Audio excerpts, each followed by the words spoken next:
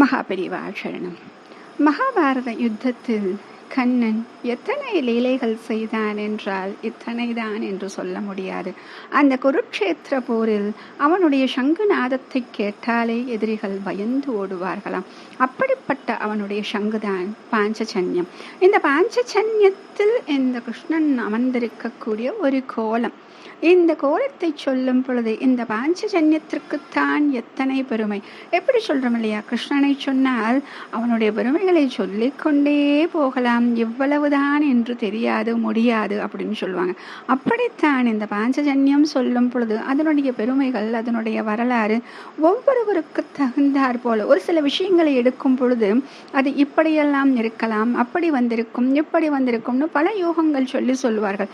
எதற்கு ஒரு சில விஷயத்திற்கு மட்டும் இப்படி என்றால் இந்த மனித சுபாவம் இருக்கிறது இல்லையா, நாம் அனைவருமே ஒரே போல் இல்லையே. அப்போ ஒவ்வொருவருக்கு தகுந்தாற் போல அந்த உதாரணங்களை, அந்த விஷயங்களை எடுத்துக்கொள்ள சாதகமாக இருக்கும் இல்லையா. அப்படித்தான் இந்த பாஞ்சஜன்யத்தை சொல்லும் பொழுது அது தோன்றிய வரலாறே பலவிதமாக சொல்லப்படுவது உண்டு. முதல்ல சொல்றது பொய்கை ஆழ்வார். ஆழ்வார்களில் இருக்கக்கூடிய பொய்கை ஆழ்வார் இந்த சங்கினுடைய அம்சம் அப்படின்னு சொல்றாங்க.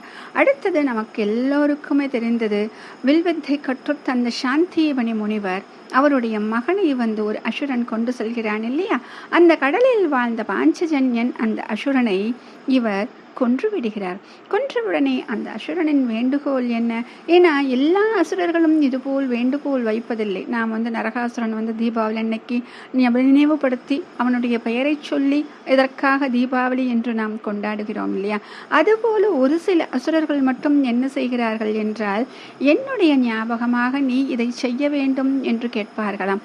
அதுபோலத்தான் இந்த அசுரனின் வேண்டுகோளை ஏற்று அந்த சாம்பலை எடுத்து அவனுடைய சரீரத்தினுடைய சாம்பலை சங்காக திரட்டி அவனுடைய பெயராலேயே ஏந்தி கொண்டான். ஏன்னா அவனுடைய பேரு பாஞ்சஜன்யன்.